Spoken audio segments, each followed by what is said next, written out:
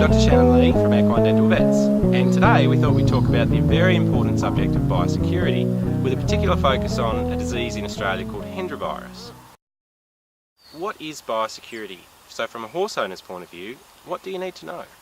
Biosecurity, first and foremost, in its most simplest form, obviously we're familiar with the term security, the security of our homes, the security of our possessions, the security of our families, and bio being biological, so any organic animal or material. So how do we protect ourselves and particularly our horses? We break that down into simple steps and we look at things like control of infection and hygiene. We talk a lot about viruses and sometimes bacteria, but what is a virus? Well, in its simplest form, it's a tiny microscopic life form, so small it can't be seen with the naked eye, that gets into our bodies, invades the cells in our bodies, and turns them into its own machines. Uses our own cells to produce more of whatever it's there to achieve. So a good example of viruses that everybody's come in contact with would be the common cold. Everybody's familiar with the symptoms, the amount of time that you might be sick for, and the way that in the initial period when somebody's sick, they're going to be capable of producing a large amount of virus and potentially infecting a large number of other people.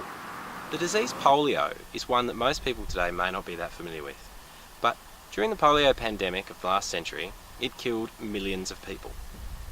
It's a good example of how a disease was brought under control through biosecurity. It was brought under control by good hygiene practices, infection control, and ultimately by vaccination. Through these steps, it was eradicated in most parts of the world. So in Australia, some of the common illnesses or infectious diseases that we might be trying to prevent as horse owners include things like strangles, warts, papillomavirus, herpes virus, the common cold, the sniffles and the colds, skin diseases including things like ringworm, lice, and a range of other issues. So this concept of biosecurity is not just about, say, exotic disease or potentially diseases that are fatal to humans. It's about disease control in our horses right across the board. So it's really important for horse owners to grasp this and to understand how to deal with it as an individual owner. So in humans and also in horses, many diseases are controlled by vaccination. We can routinely vaccinate for tetanus, the human influenza virus. We've just had the example about polio, and now after more than 10 years of research we have a vaccine to effectively control Hendra virus. So currently there's no evidence to suggest that there's any transmission of the virus from bats directly to people or from people to other people. This means that the most important step in the process is controlling the vector in the middle. This is the horse, and with the development of vaccine and of course our biosecurity protocols, we have effective measures to control the disease in horses, thereby preventing the spread from the bat to the people. So in the battle against Hendra virus, with the development of a vaccine, we now have a powerful weapon to both prevent and protect both the horses and the people. Infection control, from a practical perspective as a horse owner, we need to think about who comes into contact with those horses. So we need to think about what equipment we use on those horses, and we need to think about identifying infection. In other words, identifying if and when horses may be ill or affected by disease and making appropriate steps to take control of that situation. When it comes to infection control, once you've identified that a horse may be ill and you've contacted your veterinarian, the first thing to do is to isolate the horse. As much as possible and practical with the facilities you have, you need to ensure that the horse is far enough away from all other horses on the property to prevent this further spread of disease. This means the horse can't come into contact via nose, nothing is spread through coughing, and there's no physical contact with other horses. It also means you restrict the number of people who have access to that horse, and that any equipment that's used on the horse is thoroughly disinfected and not used on other horses. The other thing that's really important to remember is hygiene. It's amazing how effective simply washing your hands after handling the horse is. You need to make sure you wash your hands thoroughly with good contact time and an appropriate product. You need to make sure that you remove any clothing that's been in contact with the horse and keep it isolated and separate from other people and from your other washing. And you need to think carefully about your footwear and ensure that it's also removed before you have contact with other people or horses. Hygiene is also important when you're talking about your healthcare professionals, such as your veterinarian or anybody else who treats your horse. It's really important to know and to be sure that the equipment that they use has been thoroughly cleaned between horses and properties using appropriate agents. This includes items like dental equipment, twitches, the vehicle that comes on and off your property, stomach tubes, obviously needles and syringes need to be new and sterile, and a range of other items to think about. The other issue that we haven't yet talked about is the movement of horses. Now, horses move around Australia all day, every day, and they cover an enormous amount of country. They travel because of racing, they travel for private events, pony club, adult riding, and a number of other disciplines.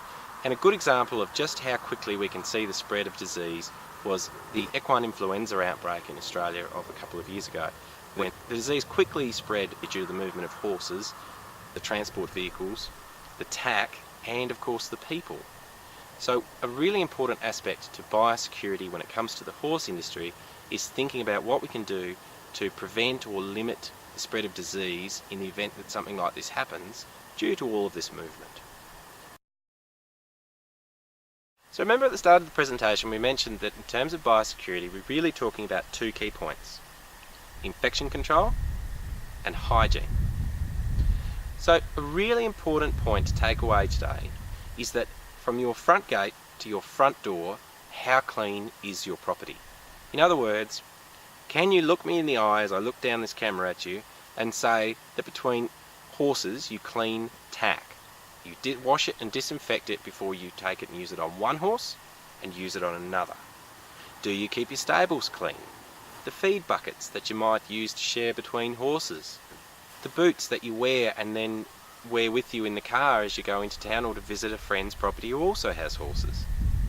So, basically, to help you remember it, when you're talking about biosecurity in your horses, good hygiene is the key cornerstone of biosecurity.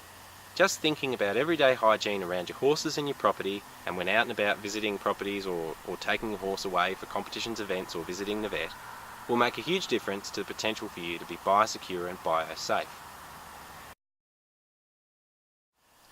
So in addition to vaccination, through biosecurity there are a number of steps that all horse owners can take to limit their exposure.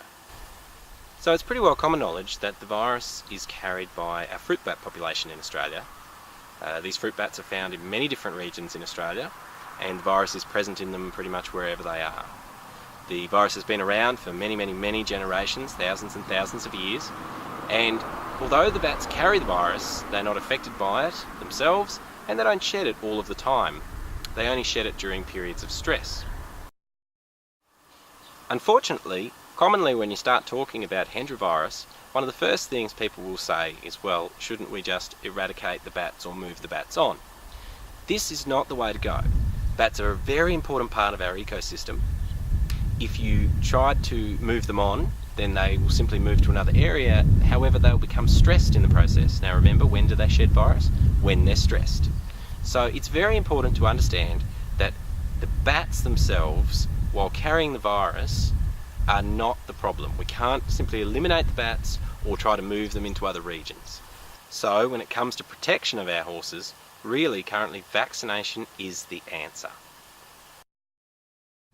So how does the virus get from the fruit bat I see flying over my property every night to my horse out in the paddock? Well, basically, as the bat's flying across, we think that the transmission is generally via water. This means it's really important to think about protection of your water troughs, cleaning of your water troughs, and the positioning of your water troughs. Anything that the bat excretes into the water that's then ingested by the horse could potentially be contaminated with Hendra virus. The same thing is true of feed troughs. We again need to think about keeping them clean, where they're positioned on the property, and what exposure they might have to the fruit bat population. So yet again we see the importance of biosecurity. Just like vaccination, good practical biosecurity practices are common sense and make sense for the future protection of your horse. So now, knowing this information about how the virus is transmitted to our horses, we can see the importance of good biosecurity, good hygiene, and the real bonus in vaccination. Because in order to control this disease, we need to break a link in the chain, and that link is the horse. People are only going to contract Hendra virus from horses. So if we can vaccinate those horses, immunise them, prevent them from being able to contract or spread the disease, then we can effectively protect the ones that we love, the horses and the people.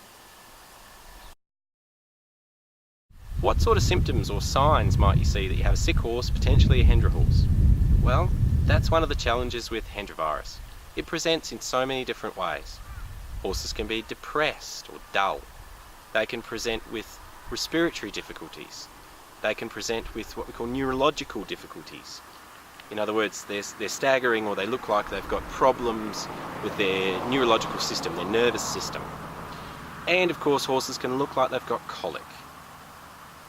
Now put yourselves in the shoes of a veterinarian for a moment, an equine veterinarian, a horse vet, who all day answers calls about horses sick and healthy. And every time they have to go to a call to visit a horse, they don't know if that horse potentially has a disease that can kill them.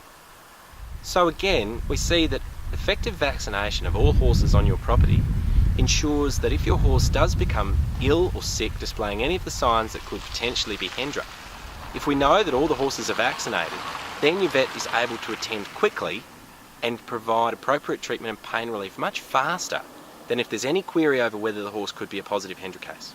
For further information, you can visit the following sites.